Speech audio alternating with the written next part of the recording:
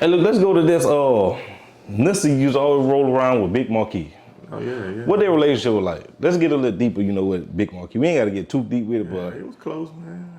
Like I say, this Big Markee was used to call from jail.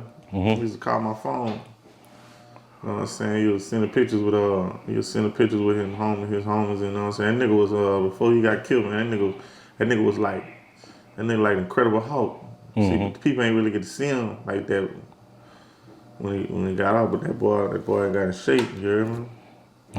And Big Markee was calling me when Nussie died. He was like, man, I'm getting on that Marvin, but I ain't really want to with it, but he was like, I'm getting on that.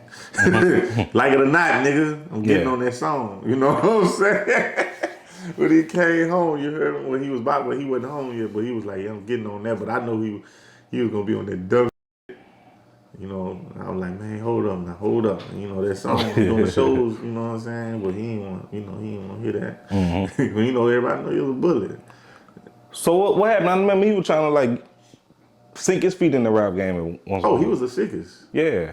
Oh, with that all that 2-piece. Yeah, he had a 2-piece, then he had a couple more. He was signing shop shutters at one time. Then, DCL, he was dope celebrity. Yeah, he was retarded. He got a lot of,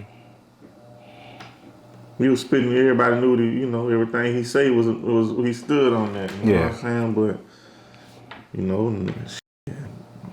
Big Markee, everybody know him in the streets. He was like that. And his other partner, Diablo. Yeah. Big dog. Oh, he's a real big dog. What their relationship was like? Oh, they were close, man. They were real close, man. Diablo. Yeah. Diablo, real, that nigga really one of the sickest niggas in the rap too. Like Diablo. Yeah, I remember he had we got a song, we got a couple songs. Oh yeah, a couple. Diablo used to take forever to write. But that nigga, when he finished his verse, the sickest. You gotta get on that shakedown, lay your face down. Yeah. That nigga says, ooh, that nigga come with it. When Diablo's voice, when you hear his voice on the track, you know what I'm saying? And everybody know he's not lying, whatever the he say, you know what I'm saying? Yeah. So when this started with the dope celebrity, what they were just trying to get up out the streets with it though. Yeah, it was really dumb, man. We had a deal, bro. We had a deal with Universal, man. Like what were some of his plans he had to go with it? Okay, well, like I said, me, him, and Diablo was we really talked every day. You know what I'm saying? So the plans was, first of all, they was about to, we was gonna upgrade our image. You know what I'm saying? Yeah. They was gonna get 2 Bentleys, and I was gonna drive the Benz. But them 2 was gonna have the Bentleys. You know what I'm saying? The Big Francy came home. You know what I'm saying? So he was in too. Michael Charles. You know what I'm saying? The streets, Michael Charles was the one of the number one hustlers in the city. The top 10 for sure. You know what I'm saying? I-10 cowboy really live that life. You know what I'm saying? My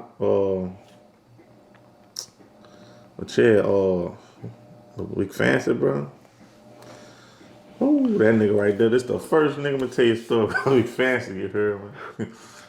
Man, look, we was hearing, cause you hear the Dunway. He penitentiary rich, Big Francy coming soon. That's what we talking about, Michael Charles.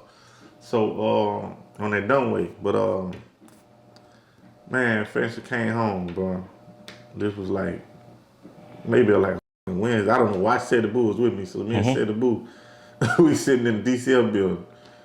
But he came home. I knew he was coming home, but he was in the building. Man, that man had his shirt off, and he was shaving. So you tell he penitentiary. He was Fresh out. Fresh out. So he in the mirror. They got a big mirror in DCL building. He in the mirror, shirt off, just shaving, but he watching his back at the same time.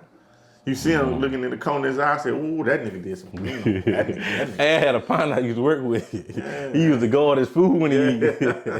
So he do that, but, I took him okay, this nigga, but it ain't take him long. Man, let me tell you something, bro. Rest in peace, Big Francy, bro. We had a concert in Gonzales. Yeah. I just thought I really ain't know how to drive at the time, but I was driving. I got it, but because we was deep, but I didn't want to drive to that show. But we had 1 million niggas with us, you know what I'm saying? So this was like, man, how why Big Francy? Man, I opened the door, man. Man, it was like he was he had the dope on the seat and shit spilled over. It was everywhere. Had pills in it. I'm like, man, I'm not getting in there. I told him, man, I ain't getting in there with him. And I told him, he was like, what? I said, man, I'm not riding with him, man. Y'all come in my car, man. You know what I'm saying? I'm driving my own shit. You know what I'm saying? So, like I say, bro, Big Francy taught me how to, he was real big on the image situation. Yeah. Like, Cartier. He introduced me to that Cartier gang, you know what I'm saying? And the Kazal shades. You know what I'm saying? He put me on game about that shit, like, man, with the watches, you gotta, Coogee, you know what I'm saying? But yeah, he was the one that really, like when Nussie died, he was really the one, say, for instance, squash that DC versus Badass ENT shit, because he had some homies he was locked up with, they was Badass ENT. They took other niggas like Babyface, the boxer. He was like, man, Big Francy used to have DCF versus Trill games, basketball games in hunts and like that. And, I was just hearing some stories like the nigga was really taking, he was, getting everybody, keeping people straight that was in the inside. You know what I'm saying? Like I know that for a fact. I'm right there watching this. Like he took care. He ain't leave nobody behind. You know what I'm saying? He'll give his shirt off his back. He kept it 100. And there's a lot of stories, Big Francy. I met a lot of people coming through his studio, you know what I'm saying? Like a lot of people, like, Terry Bard, Big Markee, and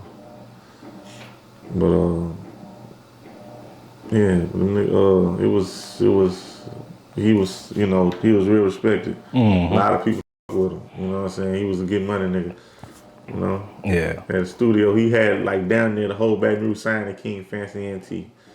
And he helped, he one of the dudes that helped when Gates was locked up. He was like helping with his lawyer and shit. You know what I'm saying? Like, so every time we get on the song or something, he made sure you say, R.I.P. Nussie, free Kevin Gates. Yeah, every song.